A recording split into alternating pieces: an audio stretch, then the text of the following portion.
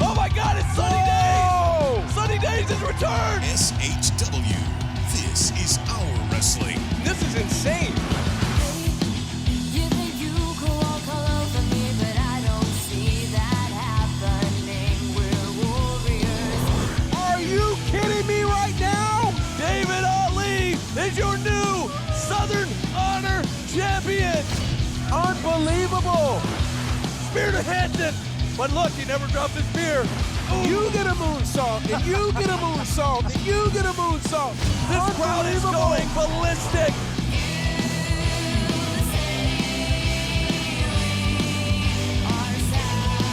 And now, the voices of Southern Honor Wrestling, Brandon Benefield and Gerard Bonner.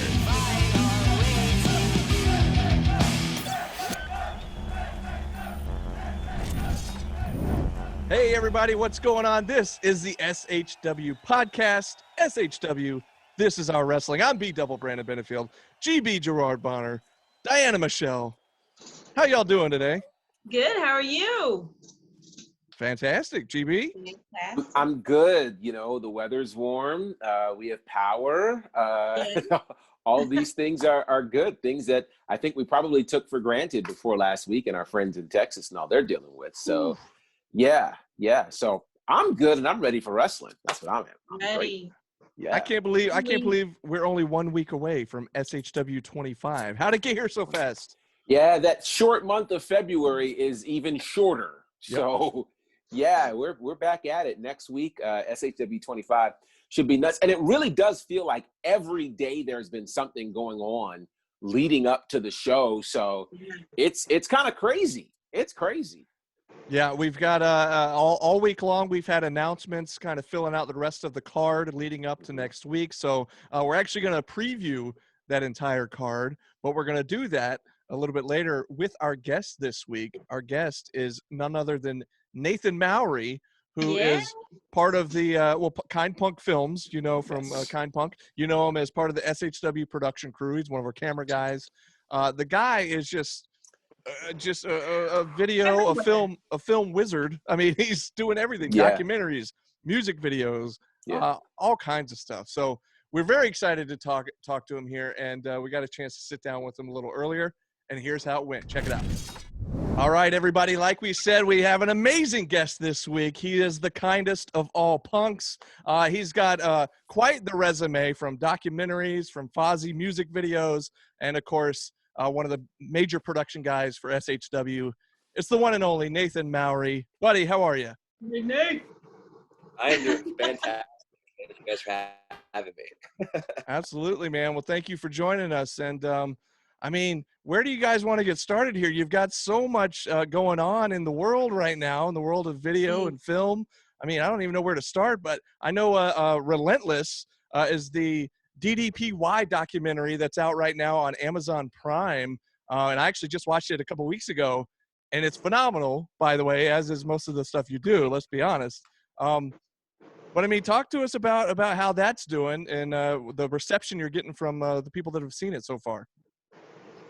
Yeah, man, it's been really good. Like we worked on Relentless for about 4 years, so it's been like a long time coming for it to finally kind of come out. And I was so excited when Steve Yu from DDP texted me and said, "Hey, it's going to be on Amazon Prime." And I've been really excited, and it was up there for free, so literally anyone can just watch it. And it's been great. It's like the reception has been like incredible. There hasn't been any really negative feedback that I've had so far, so it's just like very rare, especially in this day and age. And like it's all like it's gotten like a really strong 5-star rating on Amazon Prime, and people have been messaging about how they've been inspired and everything by that, and not fully knowing all the stuff that Dallas went through to make DDP Yoga a success. So it was just an awesome thing to be a part of, and it's going well. So I'm very, very just happy with how all that turned out. That's awesome, man. And I'm the thing is, I didn't, like you said, I didn't know all the stuff that went behind DDPY. Like in this day and age, people just hear DDPY and it's kind of like, it's such a thing that not just to wrestling fans, but to just people in general. They're like, oh yeah, I've heard of DDPY. But like, if you see this documentary, it kind of goes through, it started way back in what, like 07 or maybe before that, where he started Yeah. really trying to get it started. And this documentary does a great job of talking about the entire process all the way up until now, which was just crazy, man. And tell us a little bit too about how you even got involved with DDP in the first place, because people don't realize this, but you're actually, I guess, part of his production company. Or how would you describe that? What exactly are you doing there with DDPY? Yeah, so I started working with Dallas back in 2013 when they were shooting The Resurrection of Jake the Snake, and it was right after the Arthur video came out, and which really blew DDP Yoga up. And so which after that video happened, Dallas could afford to bring on some more people to kind of help promote everything. So I showed up then, and we were also just kind of filming just everything that was happening with Jake on a day-to-day basis, and just doing stuff to promote that. So I started then, and then I worked full time with at DDPY until about last summer, and then I went full time with Kind Punk. But I still, also show up there, so I still have a key and everything, and they still let me come in, and I come in there to hang out every now and again. So three of my roommates, the Kind Punk house basically still works there, like Trevor and Robert and Michaela are all, at DDP Yoga still. So still very much connected to it. And I still do an AEW shoot through them every now and again. So it's still really good. That was like the best. Some of the best experiences of my life was just working at DDP Yoga. So That's it's been awesome. great. Yeah, I want to ask you this. As a loyal DDPY guy, like, I'm just amazed by the story behind it. It's incredible, and it's got my own special feel to it. But I'm intrigued because I want to know how you even got into directing, producing, that level of storytelling. What got you into that? Because you're so good, you have to have an eye unlike anybody else. So how did you get into that? Dude, thank you very much. It's so basically, and then you guys have met Robert Peak. Yes. He used to shoot at Southern all the time, but so me and him, we grew up together. Like, there's never been a point in my life where I didn't know Robert. Like, when we were like 5 and 6 years old, we would just take our mom's VHS cameras and just go make funny videos together when we were little kids, and then we kind of just kept doing that as teenagers, and then before we know it, that was kind of like ended up just being our career, and so that was kind of like how that kind of started. So when I was like 17 or 18, I was just like, I need to figure out how to, turn this hobby into a career somewhat, because I was working in like a bunch of like factories and stuff like that. And it wasn't really for me. Not that there's anything wrong working in factories. I just wanted to like be a creative and be a storyteller, be a filmmaker, do the things that I do all the time with all my free time. And then I decided to just, take the chance at it. And I remember just telling my mom, I was like, yeah, I could have a steady job at a factory and make really good money, but I will be miserable. So I'd rather make less money and be completely happy, because, money is not that big of value to me. So I decided, when I was 19, I decided to move in with this filmmaker that I looked up to in Atlanta named Isaac Dietz. And so when I was 19, which is about 10 years ago, that I moved here to kind of pursue my dream of filmmaking. And then it just ended up working out. So one of the old roommates that I had at that house that I first moved into ended up working at DDP Yoga through like a Craigslist ad, and then brought me along because I was a wrestling fan and an editor. And I think I had a slight advantage knowing professional wrestling really, really well as an editor for that. And I knew the stories of a lot of the people. So I ended up just being a fit with that, and so I was there just forever, along with Dylan and everybody else. So it's been incredible. Wow, that's amazing. And so obviously, being a wrestling fan, as you said, has really helped with just the stories you've been able to tell for DDPY, SHW, AEW. Tell me your first memories of getting into liking pro wrestling, and who were some of your favorite wrestlers growing up? And obviously growing up in the South, like pro wrestling is kind of like a staple of our culture almost to a degree. And yes, so when I was a little kid, I knew everybody was super into it, but I personally didn't get into it until I was about 14 years old. And that was probably 2004, 2005. And I remember just randomly like switching over to Spike TV one day when Monday Night Raw was on there. And I remember watching Matt Hardy and Edge when that was happening. And I happened to stumble upon when they had their street fight. and Matt hit the side effect off the side of the stage through all the electrical equipment. And as like Yeah. a 14-year-old boy, it just like blew my mind. I'm like, what is this? I need to what? And I've just been obsessed ever since. So, and then I started watching Jeff Hardy. So like the Hardys, they are like what got me into pro wrestling, as a lot of people my age do. So, and they're the reasons I broke a lot of trampolines as a kid, because I just wanted to jump off stuff. So I'd be jumping out of trees and barns, breaking trampolines, bad influences, but I love it. So Hardy's for sure. And also Stone Cold Steve Austin was the other person that really drew me in, because he was just such a cool character and such a badass, and one of the most popular wrestlers of all time. And then he sounds like all my friends' dads. So it was kind of, relatable in a weird way. Yeah.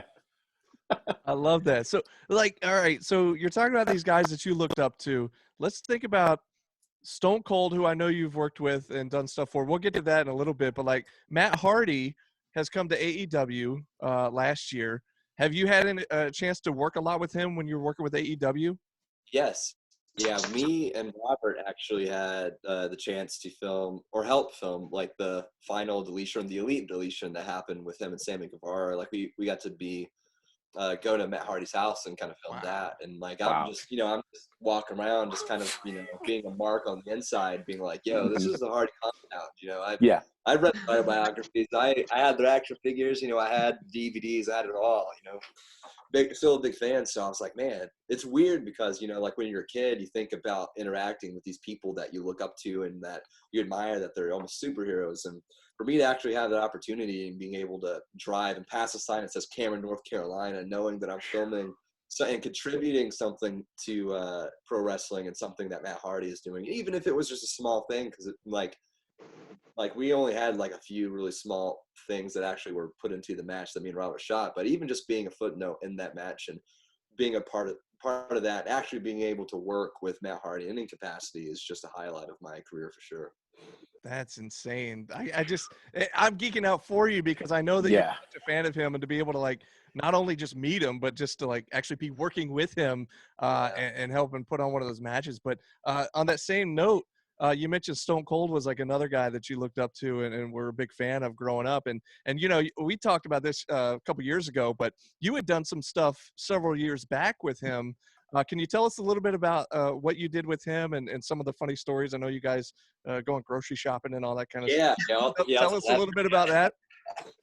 Yeah, I remember I've told you guys this before, but back in 2015, me and my friend Neely ended up going to work or staying at Stone Cold Steve Austin's cabin for 3 to 4 days. And so what happened was Steve Austin and I came through DDP Yoga, and he was just like, oh man, this is really cool. And Steve Austin asked Dallas if he could borrow some of his film people, and Dallas was like, yeah, absolutely. And then Dallas was like, hey, do you want to go to Steve Austin's cabin for a few days? And I'm like, yeah, duh. There's no man in the world that's going to say no to that. You know what I mean? Right. Literally every dude in the world has dreamed about hanging out with Steve Austin. And I was just like, oh my God. And even had to I shared a drink with him and everything. And I'm just like, wow, this bucket list. You know what I mean? It's crazy. So did you drink it like this? With the two? That's the only way, Yeah. Okay. That's the only way to drink a beer with Steve Austin, right? Exactly. I'm just making sure. Okay. The day that we went to go film with him, we texted him and asked where we wanted to meet him, and he told me about Ingles, which I think I told you guys about that before. Oh, Ingles. Yeah. Yeah, he's just like, maybe down at the Ingles. Ingles is badass, and he just loved Ingles, and he was just putting it over so hard.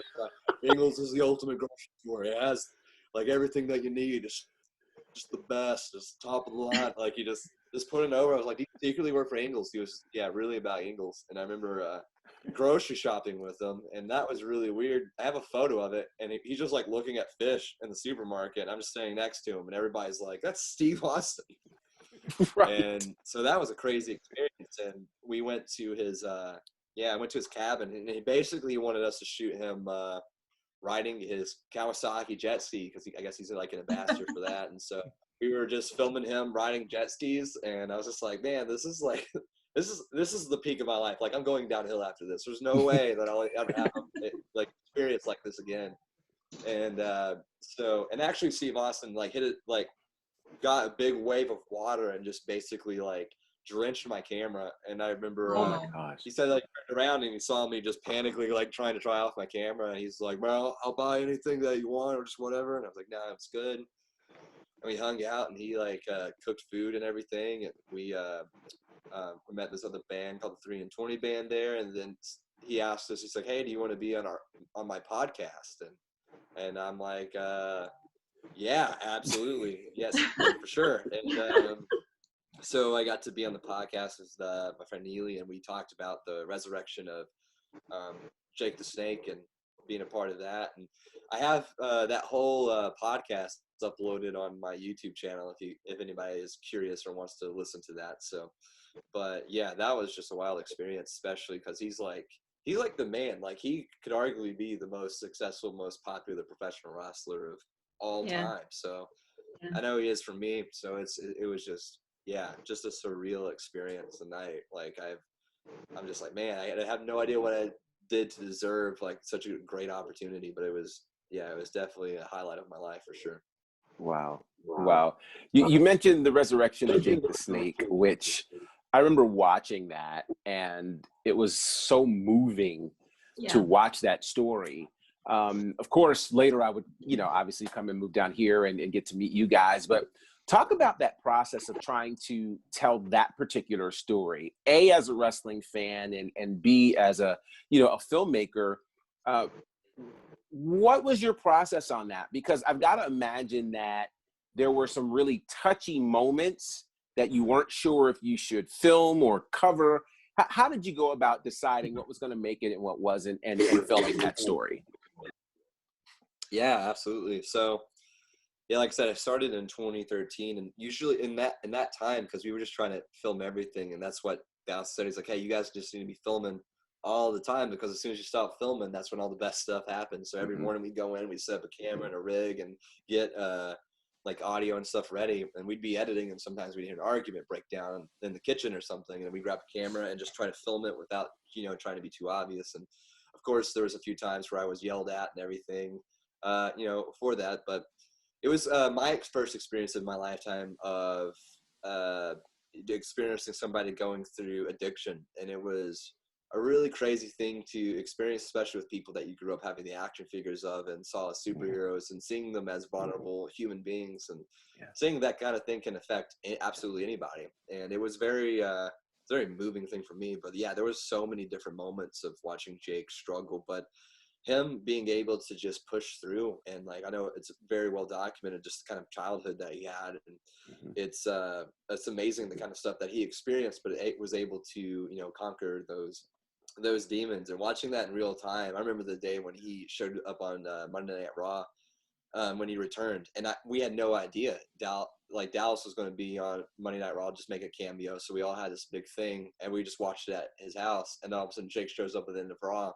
And you can see me in the resurrection just freaking out. But when I got to my car, I wept like a little baby, because that was like such a beautiful moment and a triumph of something really difficult. I knew how much that meant for Jake. And even if people don't understand how much that meant, but it was just an amazing and beautiful thing to watch somebody overcome such a demon. He's just been sober ever since. And it's really miraculous. So that was such a big moving experience. I even have like this snake like tattoo to represent it, and if you look close, there's a razor blade to represent Razor Ramon, and a diamond in the mouth of the cobra to represent DDP. Wow. Because it left such a lasting impression, and also with Dallas being a wonderful example of what unconditional love and friendship looks like in somebody.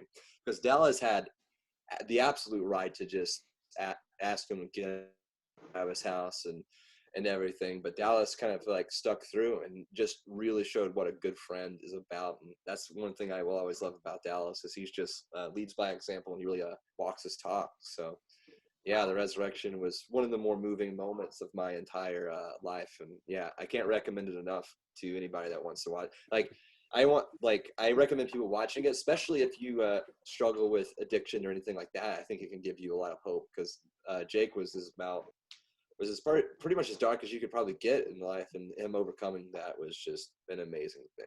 So I recommend that for anyone to watch. Wow. That's incredible. You talked about what a great guy Dallas is and how that really shines through not only in the resurrection of Jake the Snake, but also we talked about it earlier in Relentless. You really see what kind of person Dallas really is. And He one tore guy, my heart out in Relentless. yeah, Just the when I sat down and finally got to watch it, I mean, I was bawling my eyeballs out. I think I posted something about that or whatever, but it was like he has such a heart. He has a big heart. He cares, but he's such a tough guy, you know? It's like Diamond Dallas Page, but man, it ripped me up.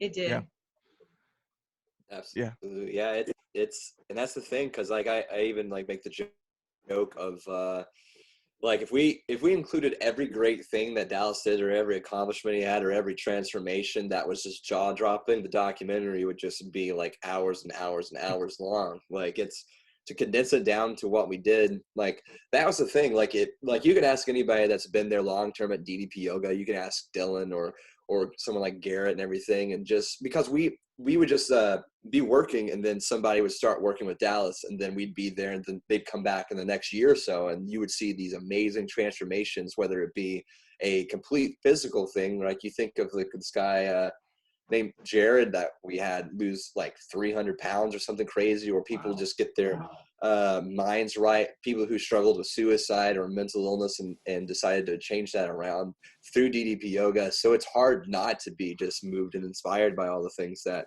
happened while working at DDP Yoga. And it's just absolutely like incredible. So I'll never forget all the things that I experienced or learned from Dallas. So that's something I will cherish for the rest of my life.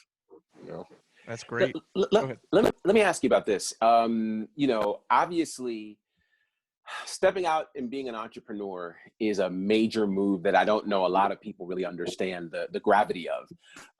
So to leave the security of DDPY to officially go full time with Kind Punk, talk about the process of that, and then what Kind Punk has looked like for you since leaving DDPY. Definitely. Yeah. It's funny because the story of Dallas is that he decided to take a chance on himself and do his own thing. And that's kind of what Relentless is. But at the same time, I'm also working at AEW, where you see someone like Cody, quitting his secure job to do his own thing and create his own destiny. So I'm getting like, this is being pumped into my head. But I love working at DDP Yoga. There was nothing wrong with working that. In fact, that's probably the only steady job I had. I've been offered a lot of like steady jobs. I got offered a job at the Grand Ole Opry, and I love like country music and stuff, but I turned it down because I wanted to stay where I was doing with Dallas.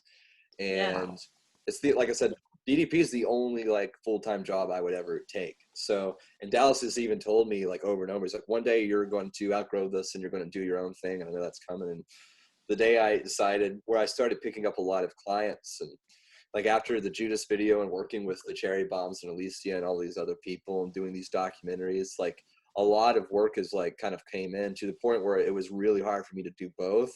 And I had to choose between that or doing my own thing. And I was like, ultimately, as great as this is, I ultimately have to, do my own thing. And that's just kind of what I was about. So I left DDP Yoga in last summer, and during a pandemic, so I don't know why I decided to do it then, but that's kind of how it worked. But it ended up doing really well, and people like have still been hiring me to do music videos and random whatever. So it's been incredible. Yeah, I'm doing Speaking like of some that music video, I'm totally envious that you got to hang out with Sting. You talking about, I mean, yeah, Steve Austin, the Hardys were your favorite, but I go back further than that. I go back to the Mohawk and the Rat Tail Sting, So I'm like, oh my God, what's going on? How did you do that? How did that happen? Because I could die. Yeah. Don't die. Yeah, it was like, I could. but please don't die. No, there was so the band. I did a music video for a band called Islander, and the song was called Crazy Crazy World. And Mike Carvajal, who's the singer of that band, me and him became really good friends because we were both wrestling fans. We were both fans of punk rock and rock and roll music, and we hit it off. We were best friends. I've been traveling with him for a long time, and I guess one time his favorite wrestler of all time is Sting. He loves Sting. Me and Mikey were both Sting for Halloween as kids. Oh. And then one day, if I'm remembering it correctly, I think like his manager said like, oh yeah, Sting's gonna come to like your show or whatever. He wants to like see y'all play. And then Mikey's just freaking out. And then Sting gets to meet Mikey at an Islander show. And then Sting gives Mikey his phone number or whatever. And then Mikey's freaking out. And so they slowly built a relationship and they were friends. And I've been on tour with them before. Anytime we'd go through the Dallas, Texas area, Sting would come out and eat food with us and hang out. And he was just kind of a friend of the band. And he's like, yeah, one day I want to do a video with you guys. And so we had the song Crazy, Crazy World. And Mikey sent it to him. He's like, hey, do you want to do a video for this? And Sting said, yeah, absolutely. And so he just went and did that for us. And it was crazy because like he didn't full like gimmick too. Yeah. Like, it was his paint and his gear. And, laying in the bed and his paint and his gear. yeah. And we got this Airbnb in Dallas, Texas that was kind of 90s theme, which is, you know, it looked like, you know, Saved by the Bell, and you had like the Simpsons, and you had all these different things like in the video, and it was basically a 90s aesthetic and 90s nostalgia. And WCW Crow Sting is like huge 90s nostalgia for me and Mikey. Right. Yeah, so like Sting comes in and he's talking to us. He's like, yeah, let me go get changed. And so me and Mikey and the band are just sitting in the living room. And then Sting walks in and he just has his face paint and his gear on. He's like, all right, what do you guys want to do? And we're all just like, it's Sting. I mean, if he's going to do it, he has to do it right. It's Sting. Yeah. It's Sting. Yeah, so I was just like, oh my God. He's like, yeah, Nathan, what do you want me to do? And I was like, just stand there. Just stand there and let me look and take this in. Yeah. I was nervous because I was just like, because my idea for it was to make a you know, a larger than life character have a very mundane daily kind of thing. And that was the idea for the video.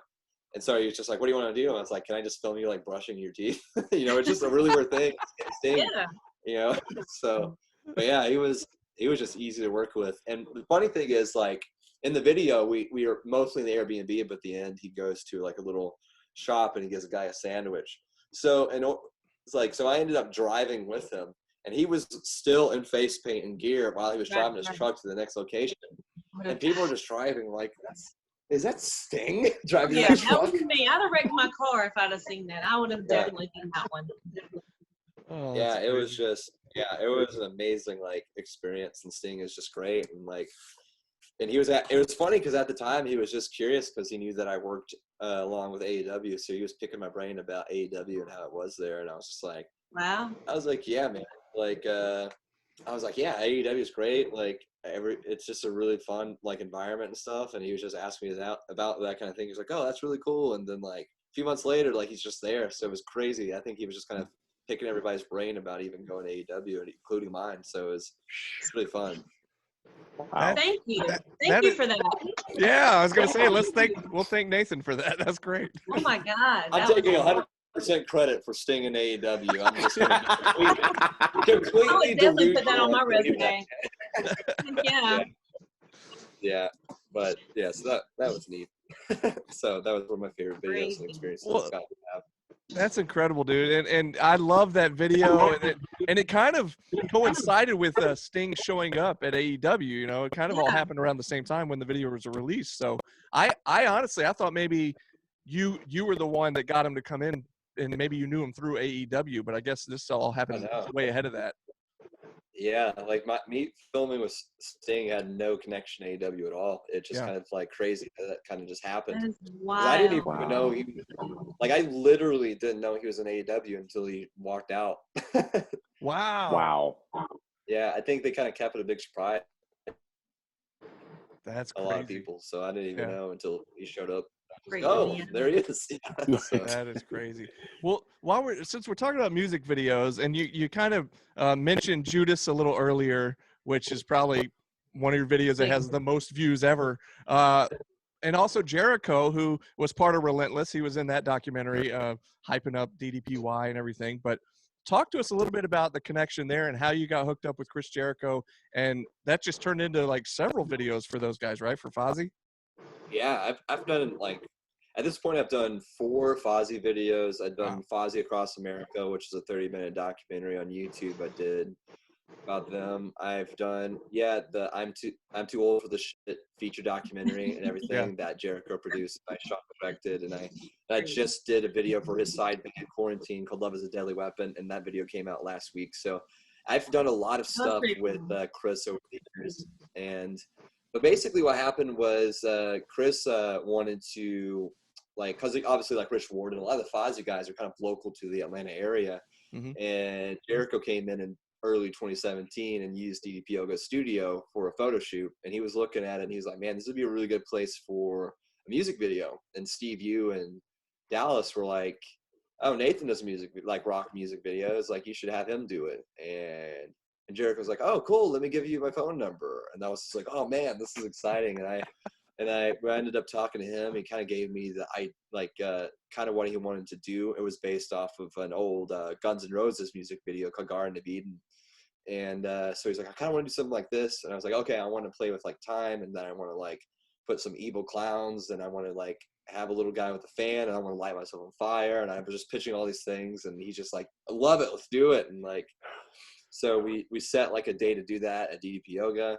And we did 3 takes. We used the 3rd take, and because it was a 1 take, I ended up editing and coloring and editing it like in the hour. So like we shot it, edited it, and it also got approved in like the same afternoon. So I remember when Jericho was leaving, he was just like, he's like, hey man, whenever you get the chance, no rush, just send me the video for me to review. And I was like, oh, it's already in your email. And then he went to have dinner, and he just texted me, and he's like, this is the best video we've ever had.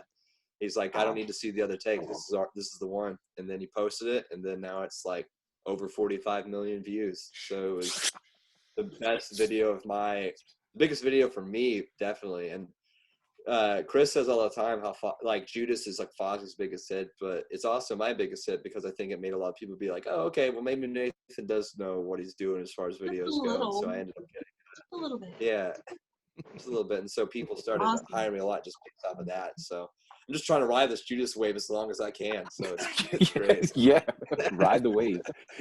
Yeah. I just love how earlier you said. I just love how earlier you said with the Stone Cold thing, and you were sitting here going like, I'm at the peak. There's no way anything can get better than this. And then all these other stories you're telling us are just like everything gets better and better. Who are you, man? Yeah, it's nuts because I grew up just absolutely loving pro wrestling, and it was my thing. It was the thing that I was most obsessed with. You can ask anybody I grew up with. Like pro wrestling and filmmaking were my 2 things, and it almost feels like I'm getting away with murder because I can't believe that I'm actually getting to do this for a living as an adult, and it's just awesome. an incredible blessing. So, wow, that's awesome. And Dylan's very similar. You know, he says the same thing about his 2 passions being pro wrestling and like video production, film, and all that kind of stuff, and being able to combine the 2 has got to be just insane for you guys. So it's super cool that we've gotten to know both of you guys like through SHW and everything. And I do want to shift into SHW 25 because it's actually coming up next Friday. And I mean, we always get super stoked especially when we're a week out from the next show. So if you want, while we have you here, let's kind of go through the card a little bit and kind of do a little preview. Absolutely. Let me pull up the list of matches over here. All right. Yes. Let's talk about we have this great tag team match that I think surprised a lot of people because we haven't seen the Washington Bullets in almost a year and a half, 2 years maybe. And they're going to be coming back to SHW, talking about John and Trey Williams, the Washington Bullets, taking on Technical Excellence, Chip Day, and Kyle Matthews. What do we think? Jeez. Dude, like I've gotten to know the Washington Bullets a little bit with working with Pro Wrestling Circuit. That's really where I met them just recently.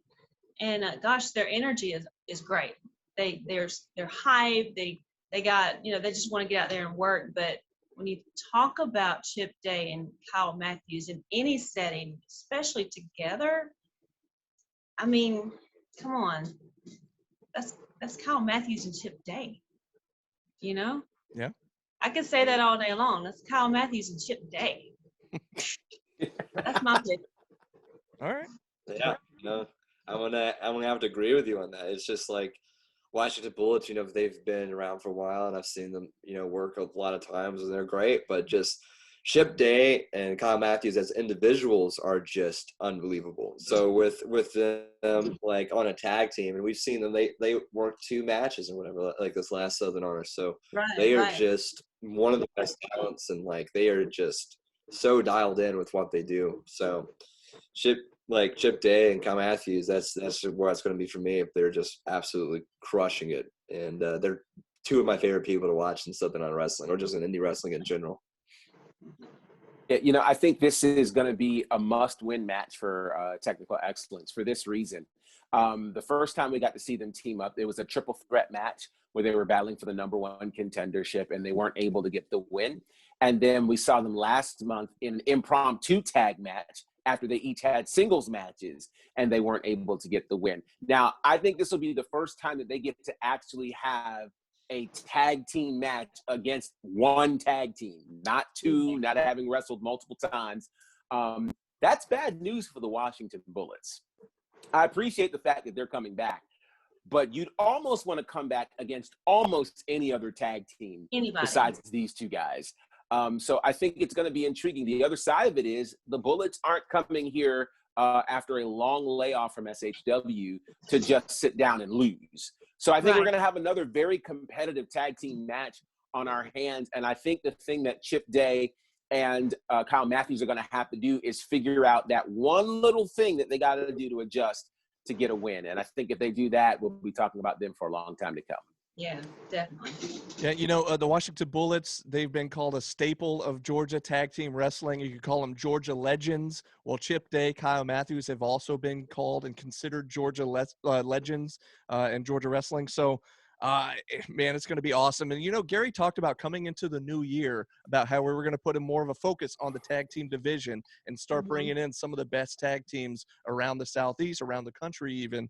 And so this is just another sign of that right here, bringing in the Washington Bullets and this up-and-coming team. I say up-and-coming team and as if they're like new guys. But the thing is, they've been around a long time. We just haven't seen them tag together until recently here in SHW. So it's going to be an amazing match. And again, remaining unbiased, I don't know. That one could go either way. So we'll just see. But since we're talking about the tag team division, let's talk about this tag team championship match that we're supposed to have gotten last month or earlier this month, but we hadn't gotten yet because the Lynch brothers were not able to make it to the show. So now Gary has said, he came out and said earlier this week that they will be at SHW 25. They will defend the tag team titles against Lethal Poison. However, if they do not show up for whatever reason, they will be stripped of the tag team titles. And I would hate to see that happen. But I understand that business is business, and it's already been 2 months without a title defense. That's fair. That's fair, but I'd hate for them to lose it after a whole year, of course, through the pandemic and everything, but to lose it by not being able to show up or not showing up, that's not a way to do it. But yeah, I understand.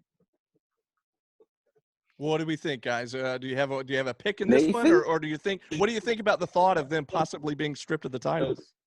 It's really good. I mean, Lynch Mob, they're really, really, really good, but like I just feel like Lethal Poison has just really been ahead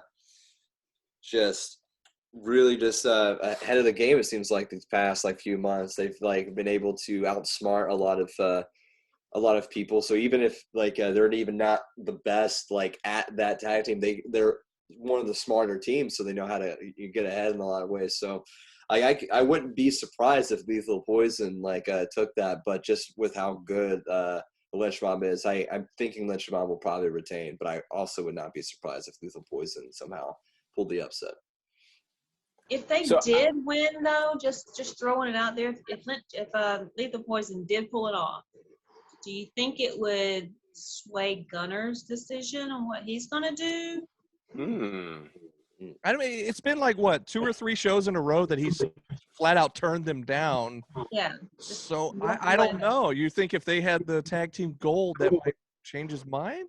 I don't know. Yeah, that's what I'm thinking. I mean, he'll probably that does prove that if you want to align yourself with a group and that they're bringing in gold in the group, that's just a testament to that. And so I do think that would affect that decision. So, right. I mean, if I was Gunner and I saw that and oh, these guys are ring and titles and stuff. These are the people that I want to align myself with. I think it would be a great decision on his behalf, but I could And definitely see him being swayed. possibly too, that could help me get my goal. Exactly.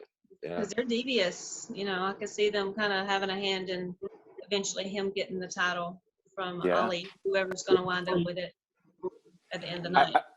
I've got two thoughts on this. Thought number one, I don't want to take credit for Gary Lamb making this stance, but I did suggest this on commentary. Oh, yeah. The fact that it's we can't control the pandemic, right? So that added months to their title reign. And then they have a couple of months, 1 month someone's injured, another month, So when you look at we can say the longest reigning tag team champions, but you look at the bulk of that reign, you're looking at 2, maybe 3 tag team title defenses in a year. So, for the sanctity of the tag team championships, they're going to have to show up. But here's the thing, even in them showing up, to Nathan's point, Lethal Poison has been lethal. It seems as though ever since Corey Hollis lost the SHW championship, they've just had this insane, it's more than a chip. They've had a whole log on their shoulders. And, they have just been tearing through everybody. So, to me, I think whether they're handed the titles or they fight for them, I think they leave SHW 25 with the tag team championships. And to Diana Michelle's point, I'm reminded of the great movie Sister Act 2, when Lauryn Hill says, if you want to be somebody, if you want to go somewhere, you better wake up and pay attention. And Gunnar Miller, wake up and pay attention to Lethal Poison, because once they win the tag titles, they could be your key to the whole reason you're in SHW now, to get a shot at the championship. So I think all of that is contingent upon a big win for Lethal Poison. I think they leave SHW 25 with the tag team titles. Wow. There you go. Since we're talking about Gunnar Miller there, let's talk about his match real quick. He's going to be taking on a guy making his SHW debut at SHW 25. It's CT Keys. And I know this guy's been around the Southeast, been all over the place, but I'm personally not super familiar with him. But I will say that with the hot streak that Gunnar has been on, and with SHW championship gold in his sights, I would imagine, CT Keys may be coming in at the wrong time to be taking on Gunnar Miller one-on-one. So I'm thinking Gunnar's on this hot streak. But again, I don't know much about this CT Keys. Are you guys familiar with him at all? Not real familiar, no. Not enough to say, yes or no on either one, but just anybody coming in against Gunnar right now, because his focus is either winning his match but avoiding lethal poison. But how distracted is he going to be? Because the last couple of shows they've come out and they've been right there in the like pretty much in his face the whole time he's been wrestling that match. And is he going to be thinking about are they coming out again? Am I going to have to avoid him again? Am I going to actually do something? There's a little factor there, so that could be an advantage for CT Keys. It's a good point.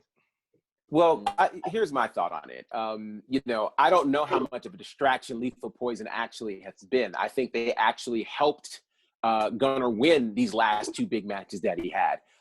Think about it. He just barely last month got by Chris Banks. I just knew he was going to railroad Chris Banks, but it wasn't until there was some help down in the corner from Corey Hollis encouraging him, saying, dude, come on. He had to remind Gunnar who he was. So to your point, no disrespect to CT Keys, but I don't know who could come in right now and beat Gunnar Miller, particularly when Corey Hollis is somewhere around. Yeah.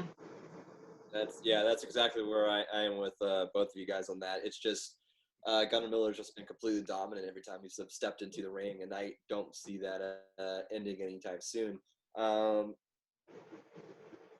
don't know much about CT Keys. I could be completely wrong. He could be the guy to come in and absolutely stop Gunnar Miller. I'm not familiar with him, so he very well could be that guy. But I'm just, out of everything that's been happening recently, I highly believe that, Gunnar Miller is going to end up winning with this one. But also, that is a good point that, with Lethal Poison always trying to recruit him and Gunnar, there's a lot of probably that he has a lot weighing on his mind, especially with them coming out at the end of the matches. So that could play a factor into him being distracted. And, he could, that could be a factor in his match. But I think personally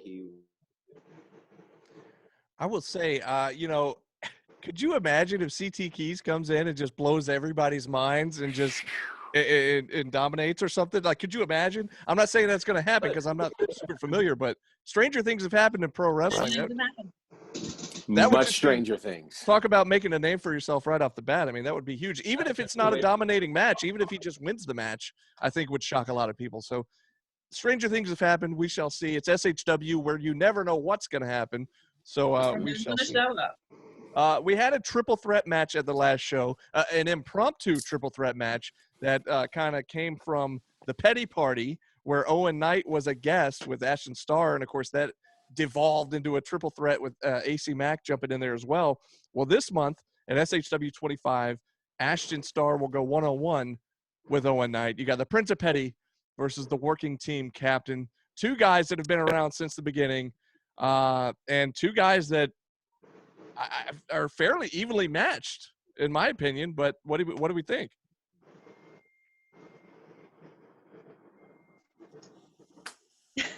it's so much of a toss-up. They're both just so good. I mean, they're you have like Owen Knight coming off of this match they had with David Ali 2 months ago. I really think Owen Knight was so close to having this SHW title, and I know that him barely having that in his hands. I know Owen Knight. I know that probably lights a fire under him. So, but you're also going against someone like Ashton, who is also a great talent of himself, and also knows that kind of situation. So it's really hard for me to decide because they're both just really, and I would say in their primes right now, just absolutely dominating both of that. But just because I believe that Owen Knight was so close to getting that SHW title, there's probably some other drive going in there. I saw that in him when he was doing the Petty Party. I could just absolutely tell that. So I'm going to go with Owen Knight on this one. Personally, I want to say Owen. What now? Why personally would you say Owen? Ashton just loves to push buttons, and he knows how to do it. Yes, it's up to me whether I let him or not, but God, he loves it. But it's not just me, GB.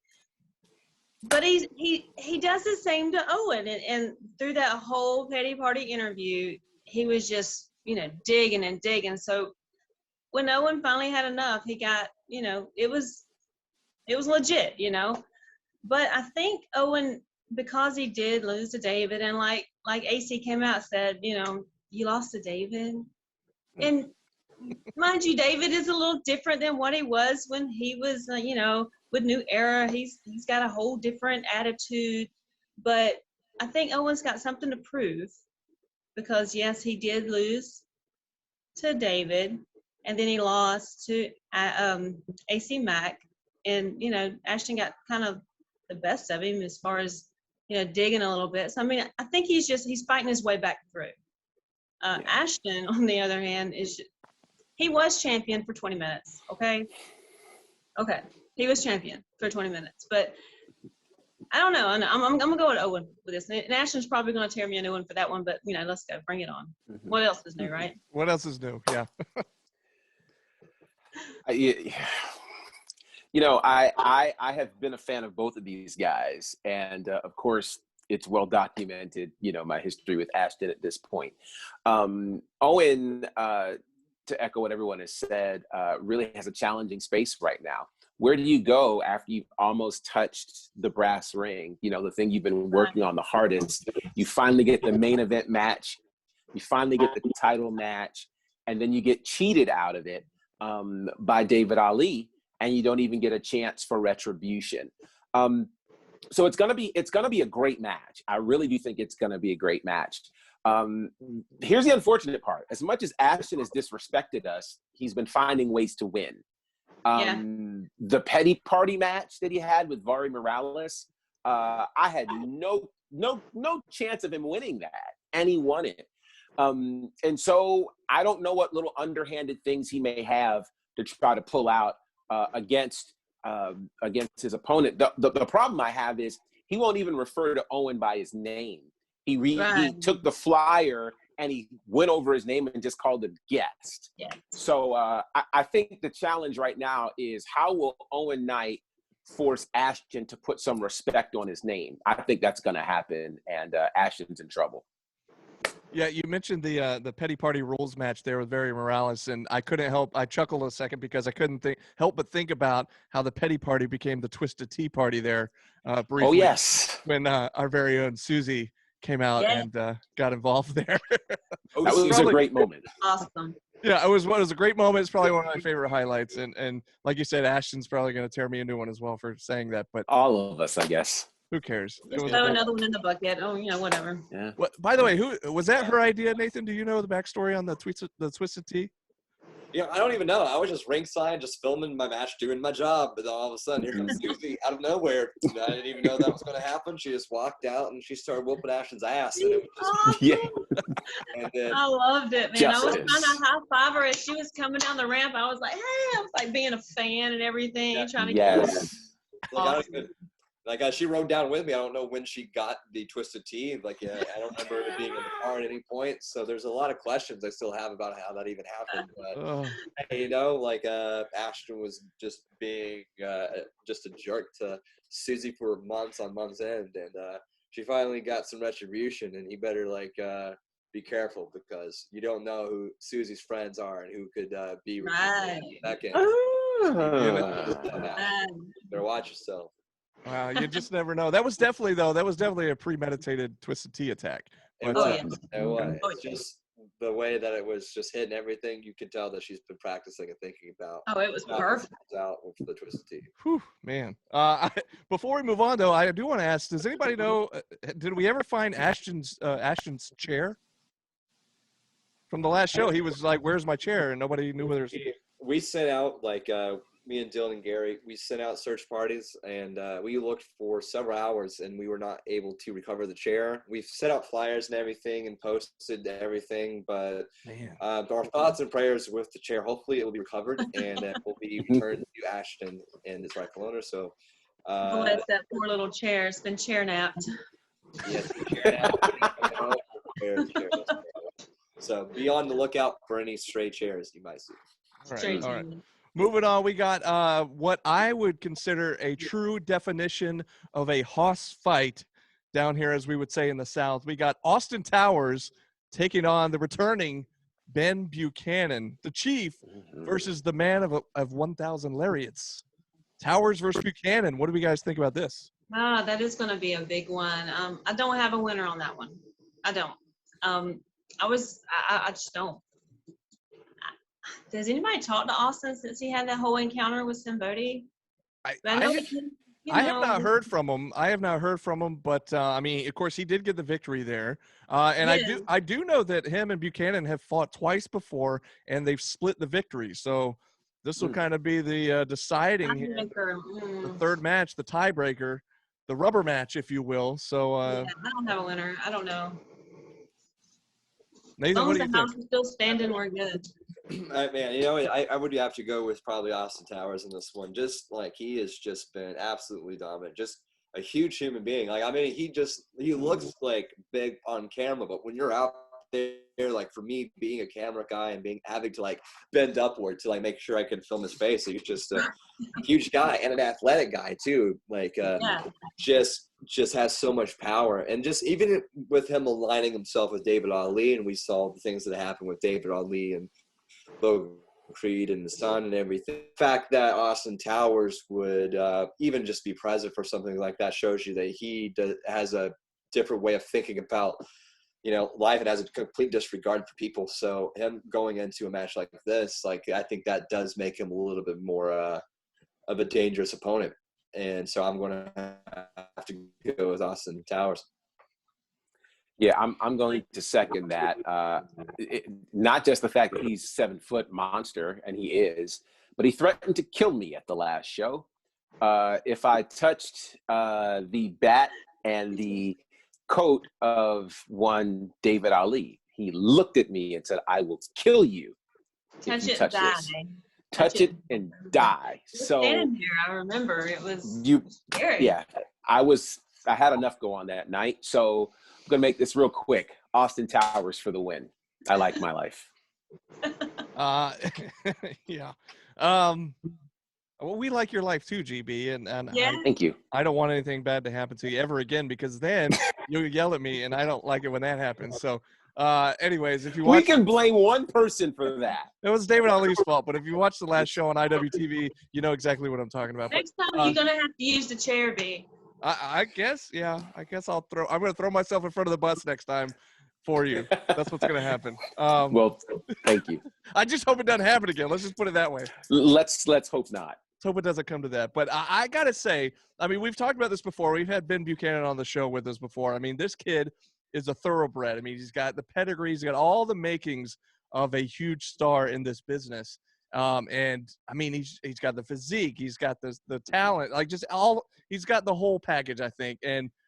But then on the other side, then you got Towers, who also has the whole package, and he's 7 foot tall. So,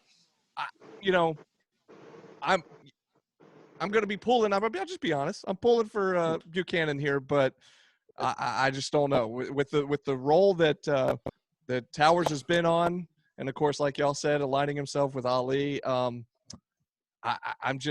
not feeling too good for Buchanan for SHW 25, but we'll see. Again, it's SHW. You never know what's going to happen.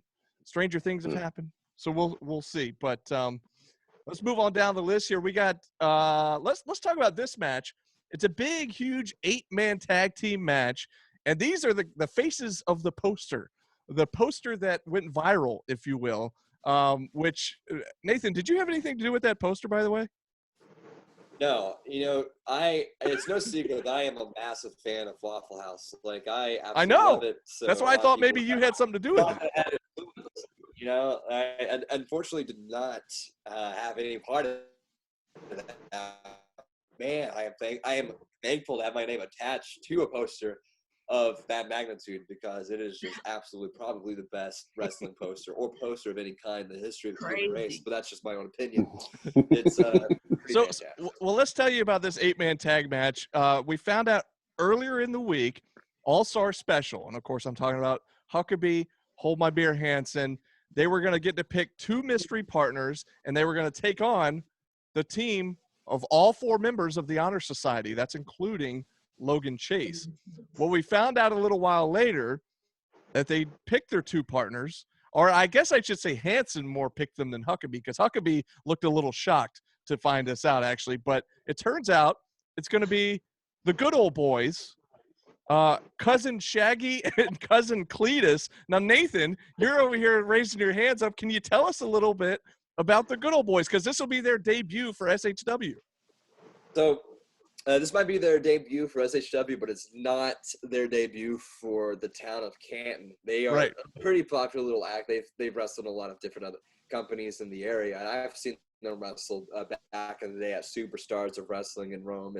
And when I was there, just hearing the crowd just get behind them, and they are just so entertaining, and I'm so excited for a lot of the people at the Southern Honor crowd who have not been familiar. But if you like All-Star Special, then this is just an extension of that. So I love Hold My Beer Hansen, and I've always been a fan of Huck. I think Huck can do so many great things. I mean, I don't even go into how insane his fights he had with Joe Black and everything was, but that was the best match that's ever happened in Southern Wrestling. So for him to go from having a match and a rivalry of that level and being able to come in and just completely change everything up and just have fun with everything, and teaming up with Hold My Beer Hansen, it shows you that he is a well-rounded guy as a wrestler. Yeah. But and then you put the good old boys in there, and then you put someone with Hold My Beer Hansen, who's one of the best performers in the state right now. It's just going to be a great time, and personally, it's the match I think I'm looking most forward to. All right. Well, real quick before we get to you other guys here, let's talk about real quick.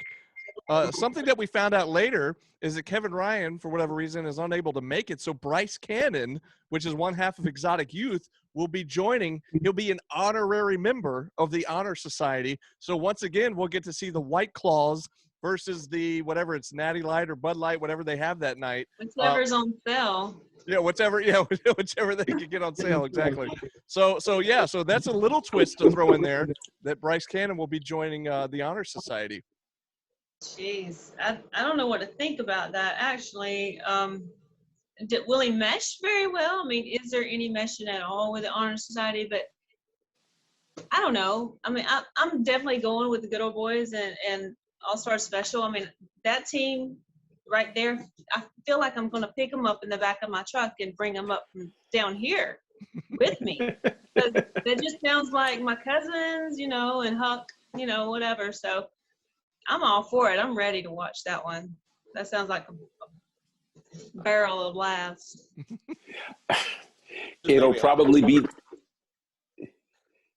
the most entertaining moment of the night. And I'm not sure what we're looking forward to most, if we're looking forward to the match or the entrance. Because after last month, that was awesome. it wasn't, I just can't believe, and I really have to think long and hard in the history of pro wrestling, have there been any two people who have captivated a crowd in such a quick period of time as this whole All-Star Special situation? I mean, it was just a couple of months ago we were laughing about how Hanson hacked his way onto this podcast, right. And, he gets in the Rumble Jack and he campaigns for that. Then he gets into a match with Cyrus, the Destroyer. Then he wants a rematch, and we're thinking he's crazy, and then he wins. And then now they've got merch, and now they're on the lead poster of our next event. What else can you say? So I can't bet against them. They've already proven me wrong several times. They turned the whole SHW into a party. It in was. like 2 minutes. It was just the best moment ever. I mean, the whole crowd was in. If you was in a bad mood, you got out of it quick. I did. How did you not get behind them? We mentioned this a few weeks ago after that happened, because I said that was like the best thing that could have happened during that show, because prior to that, after the incident with Ali and GB It was just mad at me, saving grace, B. It was just saving grace. I felt so terrible. And then that happened, and it just brought everybody's spirits up, and I thought, thank you. Oh, it was great. Oh, God. But you're right. Now I'm just excited for the entrance. But I think it's going to be a heck of a match as well. Nathan's obviously seen them. I personally have not seen the Good Old Boys in action. I've seen them. I know who they are. Shaggy and Cletus, man. It's going to be we're in for a treat here. And now they go by Cousin Shaggy and Cousin Cletus. I don't know if they're actually – do we know – are they Hanson's cousins? I'm not sure. I guess we'll find out. I will have to ask Hanson. Yeah. So anyways, it's going to be good, though. But we all claim each other down here anyway. Everybody. Who knows? But yeah, so one thing Diana said, will Bryce Cannon, will he be able to mesh well with the other members of the Honor Society? And we rarely see Logan Chase in the ring. We saw him in the ring for the Rumble Jack, which surprised a lot of people.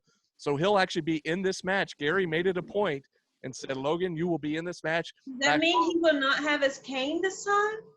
I'm sure he'll have it. He'll find a way to bring it out for some reason, because he, you see the limp that he walks with, that he obviously needs the cane.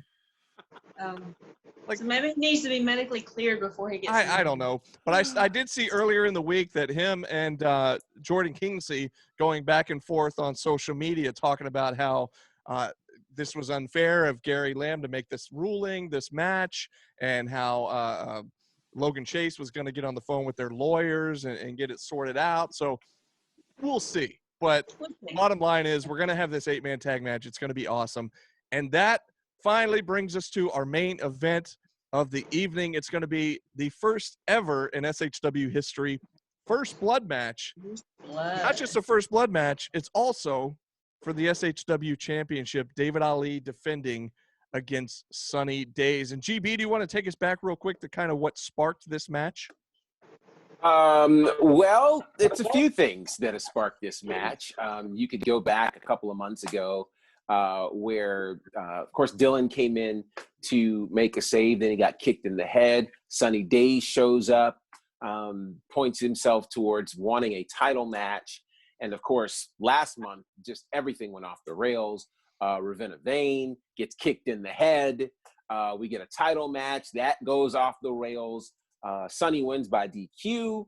Then, of course, we've got Logan Creed, who comes in, makes a save. You do an interview with him, and that went off the rails as David Ali shows up, punts Logan in front of his child. The world starts talking about how could they do this in front of his child, et cetera, et cetera. Nobody knew Ali was in the building. It was a closed building. So how he got there is beyond me. And so it's very simple. Sunny Days wanted revenge, and he was satisfied with the first blood match. But Gary Lamb, again, put his GM hat on and said, no, if the champion is fighting, it's going to be for the title. And I know we're supposed to be unbiased, but I hope Sunny Days gives him everything he deserves. And, you know, again, Gary said, it's not a first Nick match. It's not a first cut match. It's a first blood match. There will be blood. And if there's going to be blood, it should come from a guy who thinks he's a savior. I mean, exactly. Put that sacrifice out there if that's what you want to be. You want to wear that crown, wear that crown. I totally agree with that completely. I got Sunny Days on this one.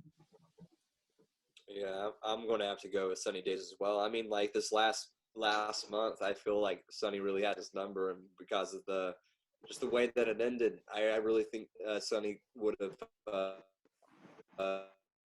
walked out if it ended the way that it did. So, and now you also have to think that anybody else like interfering in this match, whether it be Austin Towers or everything, Logan Creed is now a factor in all of this. So. And I've known Sunny Days for a very long time, and he's a really tough guy. I mean, to get that guy to bleed, he has to fall off a ladder and like break a table across his face to get a bunch of stitches. It takes like a lot to make this man bleed. Because being the camera guy, I was just right there filming last month, and seeing David Ali put the barbed wire baseball bat to Sunny's head and just carving him. Yeah. And Sunny still wasn't able to bleed and was able to get up and just still fight against David Ali, and it just kind of shows you how tough Sunny Days is. And I think things have changed a lot, and I don't think David Ali is ready for what Sunny is going to be bringing this next time around. And I do think David Ali is going to be the one to bleed first. It's going to be interesting. You know, Gary said he was going to leave it up to the referee's discretion as far as, you know, a good amount of blood to decide the winner of this match. And like you said, not a little scratch, not just a little drop of blood, but there's going to be a good amount. At least that's my impression here. And he also mentioned, because of what happened with Logan getting punted during that interview, and that was coming off of a few months prior when he was dealing with the concussions with that match against Hunter. And so he said that the medics were not clearing him to be in action here coming up at SHW 25. However, we've heard that before about so-and-so is not allowed in the building, or so-and-so's, you know, not allowed at ringside, and it's pro wrestling. Things happen. Who knows? I'm not saying he's going to be there, but I have no idea. We've just seen crazier things happen in the past. But I will say, I think you're right. I think Sunny had David's number. I think the reason David got himself disqualified was because he knew that he had the match lost, and that's why he did what he did. But